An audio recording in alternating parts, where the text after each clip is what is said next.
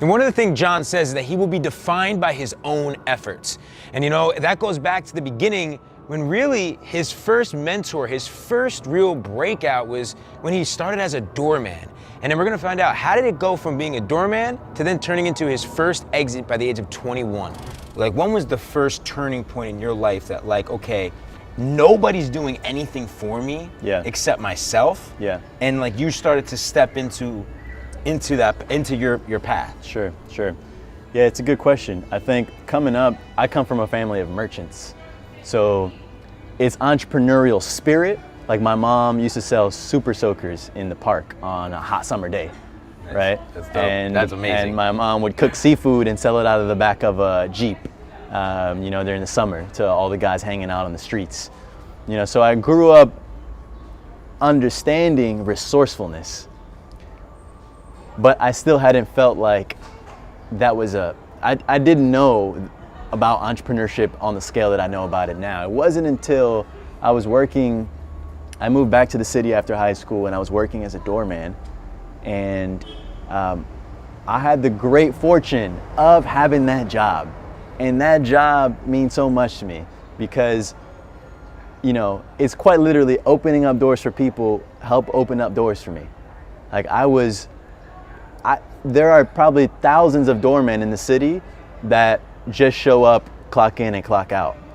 But for me, I was like, wow, this is awesome.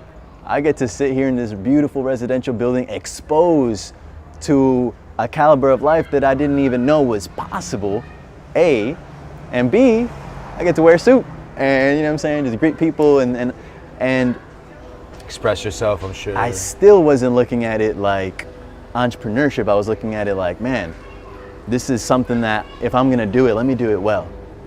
And so it was unlocking the hearts of the people who live there over time, because people take a liking to someone who does something with a good attitude. I don't know, you know, I feel like that's in us all. You see someone, you're like, man, I appreciate this person because of how they do it with a smile, you know, you warm up to them. And so it was that gradually over time. There was one resident who was like, damn, what are you doing behind the desk, John? He's like, did you know you could live a life where you can have your own doorman? You don't gotta be the doorman, you can have your own. And still, because of where I had come from, I didn't feel like it was possible for me. But these words resonated with me because here's a guy who comes from exactly the same conditions that I do and arguably has gone through, you know, way more adversity. And he said, if I made it, you have no excuse. You need to take you need to take life into your own hands. And so that was the first time that I had encountered a role model that I felt was putting me on into a whole different spectrum. He didn't shape my perspective. I just got into a different mindset. Spectrum altogether. Right. All of a sudden, the construct of having a job felt ludicrous to me. All of a sudden, that was the moment where it clicked. I was like, oh my God. No matter how much I open this door, no matter how much I smile or how great the suit looks, I'm not getting more than what someone else says I get. Yeah. And I was like, whoa, someone else says that my value is this? Right. And it gives me chills to this day because I was like, man, if we get one shot at this, how much of a crime is it to rest your value on what someone else decides it's worth? And I knew from that moment, that was when I kind of caught the bug.